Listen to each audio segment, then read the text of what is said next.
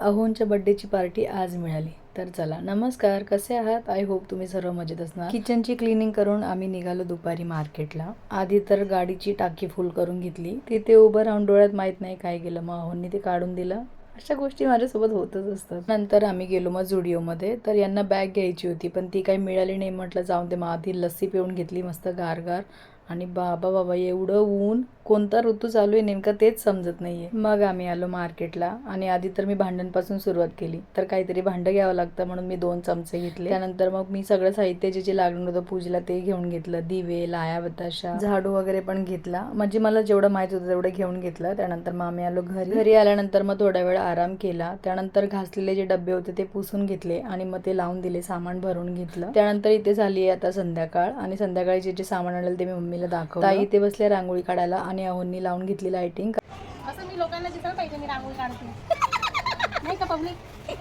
आवडली तर लाईक करा, कमेंट करा, सबस्क्राईब करा. कशी काढली रांगोळी ते पण सांगा. पण मी तुमच्या येणार नाही, मला वेळ लागतो रांगोळी काढायला.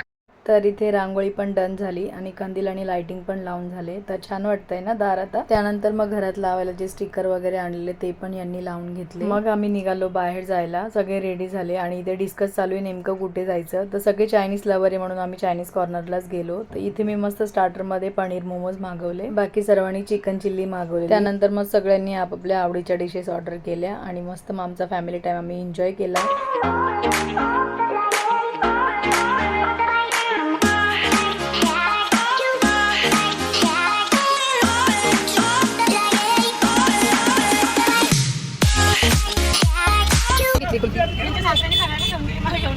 का तुमचा फेवरेट फ्लेवर नाही ना? व्हॅनिला आईस्क्रीम पाहिजे पण नाही. बोला ना कुठून तरी अंकल तिला घेतला का? पिस्ता फ्लेवर घेतला पण घेतला का फेकली आईस्क्रीम? आईस्क्रीम तुटी नसते कलरची डायरेक्ट साबणचं टेस्ट येत होतं. लग साबण कापून टाकलं वाटतं.